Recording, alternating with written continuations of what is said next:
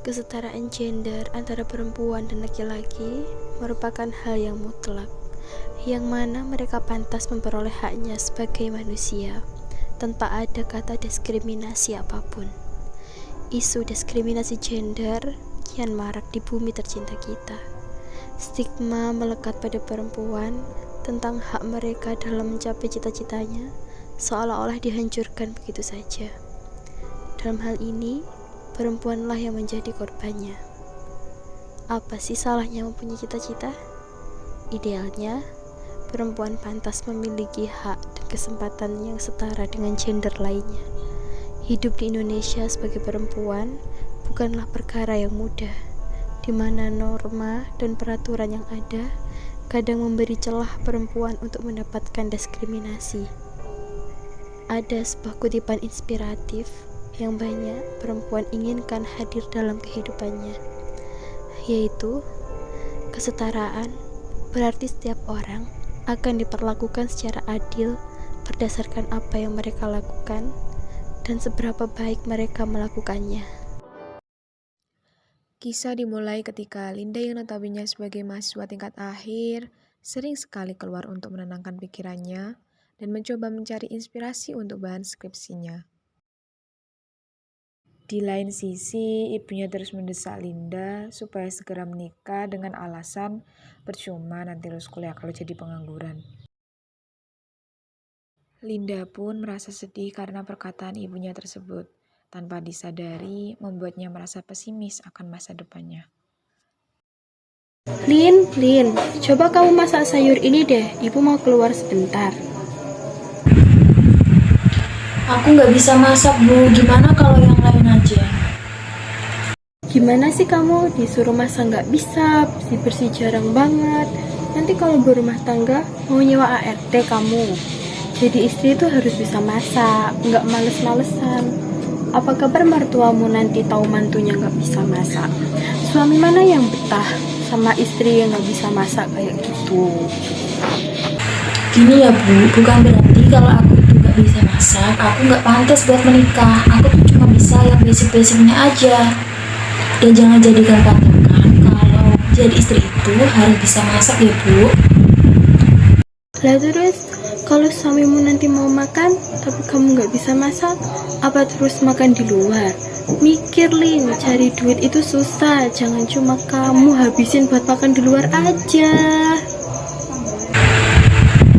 Kalau masalah makan di luar itu nanti urusan keluarga aku ya, Bu. Dan sebisa mungkin nanti aku bakal belajar masak buat suami aku.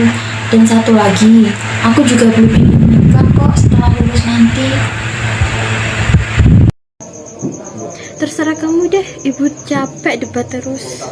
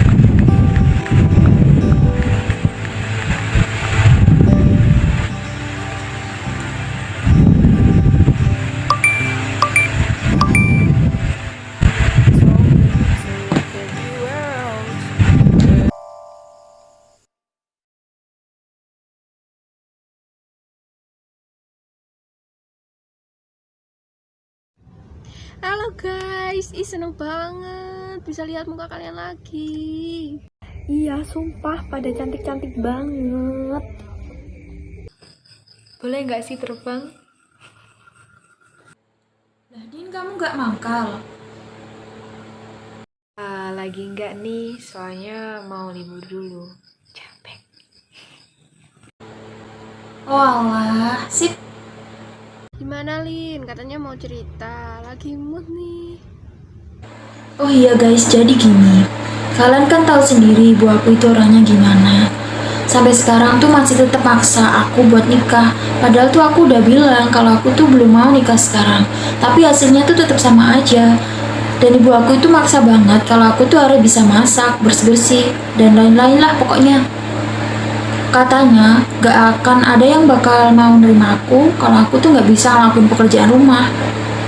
Padahal setahu aku itu kodrat cewek cuma 3, mens, hamil, sama melahirkan. Nah selain itu bisa dilakuin sama cowok. Tapi kenapa seakan-akan banyak orang berspekulasi bahwa semua pekerjaan rumah itu harus dilakuin sama cewek. Menurut kalian gimana? Bener banget, aku yang notabene wanita karir dan udah berumah tangga pun ngerasa hal itu benar. Karena dulu pas pertama nikah tuh banyak orang yang ngomongin aku kalau nanti udah nikah nggak bisa ngurus keluarga. Dan sempet dulu mertuaku nolak aku buat nikahin anaknya, alasannya takut aku nggak ngurus nantinya. Tapi alhamdulillahnya mereka sadar bahwa wanita karir yang berumah tangga bisa ngurus keluarganya dengan baik. Valid banget. Banyak temenku yang udah nikah tuh wanita karir itu tuh nggak bisa ngurus keluarganya dengan baik. Tapi wanita karir yang ngebalance keduanya dengan baik itu keren parah sih, keren parah. Mereka tuh tahu letak prioritasnya di mana dengan manajer yang baiknya itu. Keren banget ya berarti teman kita ini ya Kak Yasmin. Terus biasa aja kok. Selain hal itu, diskriminasi gender tuh juga banyak di lingkungan kerja tanpa kita sadari gitu. Wah, kayaknya udah pengalaman banget ya kak. Sering banget malahan, tapi itu dulu. Kalau sekarang mah banyak ojek online yang cewek. Dulu pas pertama aku kerja, tuh aku sadar diskriminasi tuh hadir dalam hidup aku. Mulai dari dikucilkan, dicurangi, diejek, dan hampir aja dilecehin. Tapi untungnya ada orang baik yang mau speak up tentang kejadian itu. Dan akhirnya kejadian itu tidak terulang lagi sampai sekarang.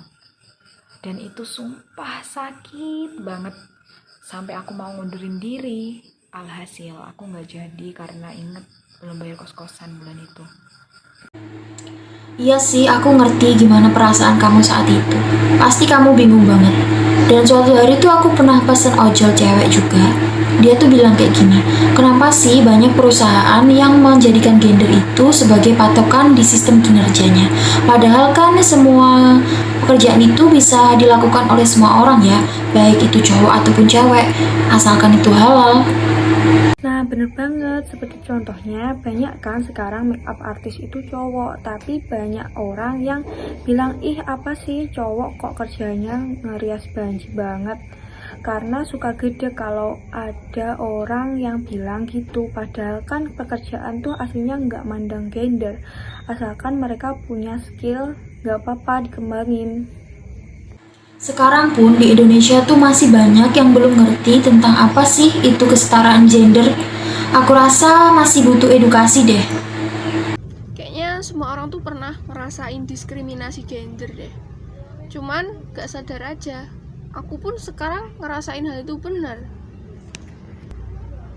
Gimana cerita dong Wen.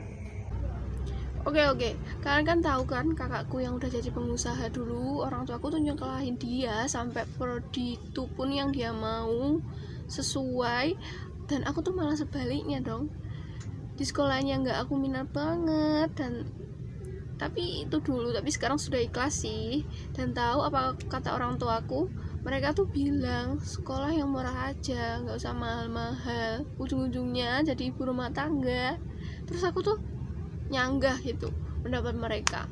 Katanya kamu itu beda sama kakak. kakak lebih bisa diandelin daripada kamu. Itu sakit banget sih. Sampai sekarang tuh inget kejadian itu pun, mungkin orang tua aku udah lupa, tapi Ya, kadang tuh aku juga suka heran, kenapa banyak orang tua yang suka ngebuat anaknya itu pesimis sama masa depannya.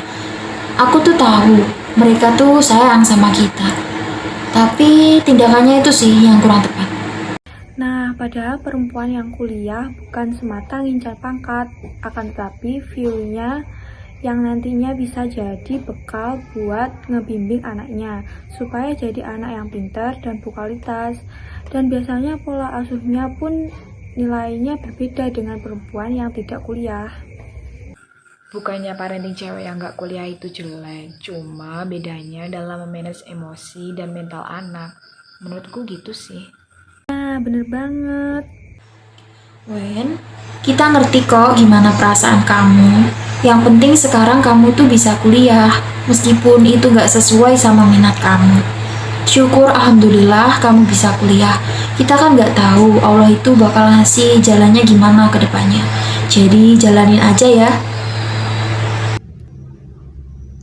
makasih teman-teman, aku udah dikasih support. Aku kayak jadi sekarang tuh lebih ikhlas gitu. BTW Lin, gimana kalau nanti aku ngomong sama ibumu biar ngasih kamu kesempatan buat kerja dulu? Kan ibumu udah tahu kalau aku udah nikah. Jadi kayaknya dia ngerti apa yang aku omongin sama dia. Nah, ide yang bagus tuh. Ide bagus tuh. Barengan. Ngakak. Boleh tuh. Semoga aja ibu aku ngerti ya setelah kamu ngomong sama dia. Amin. Ya udah, kapan aku ngobrol sama Tante Hana ya? BTW udah sore aja nih, udah seri juga ngomong terus. Gimana kalau sampai sini dulu? Nanti kapan-kapan meet lagi. Sumpah pengen ketemu kalian langsung. Tapi gimana lagi, masih pandemi. Tapi untung sih masih bisa meet. Ya meskipun itu lewat Zoom. Tapi udah seneng banget kan?